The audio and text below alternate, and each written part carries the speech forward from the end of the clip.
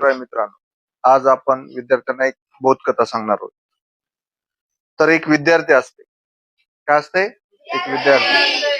ते विद्यार्थी काय करते? अचानक मुख्याध्यापकाकडे जाते आणि मुख्याध्यापकांना सांगते, मी काय करणार आहे? शाळा सोडून देणार आहे. म्हणते, तुमच्या शाळेमध्ये मी राहणार नाही. मग मुख्याध्यापक विचारतात त्याला, कसं काय शाळा सोडून देणार आहे? ते विद्यार्थी काय म्हणते? रोज शाळेमध्ये भांडणं व्हायची. काय व्हायचे? रोज शाळेमध्ये भांडणं व्हायची. शिक्षक एकूण एकाला नीट बोलणार, पोरं एकूण एकाला नीट बोलणार, त्याच्यामुळे मी काय करणार आहे?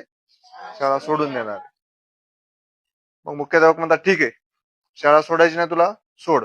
पण त्याच्या अगोदर काय कर, मी तुला एक परीक्षा घेतो, त्या परीक्षेत जर पास झाला तू शाळा सोडून जाय. ठीक आहे म्हणते. शिक्षक काय करतात?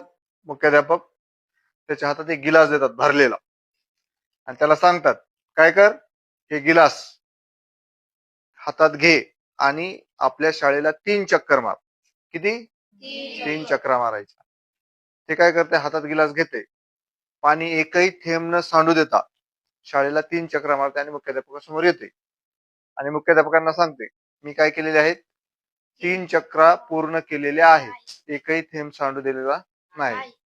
मग मुख्याध्यापक म्हणतात, ह्या 3 चक्रा मारत असताना तुला कोणी भांडण करताना दिसला? ते म्हणला नाही.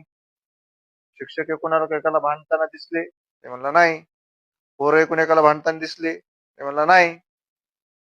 मग म्हणला, आयुष्यामध्ये सुद्धा असंच असतं. काय? की लोक भांडणं करीत असतात, एकमेकांसोबत चर्चा करीत असतात, आपल्याबद्दल वाईट बोलतात, लोकांबद्दल वाईट बोलतात, त्याच्याकडे आपण लक्ष द्यायचं नाही.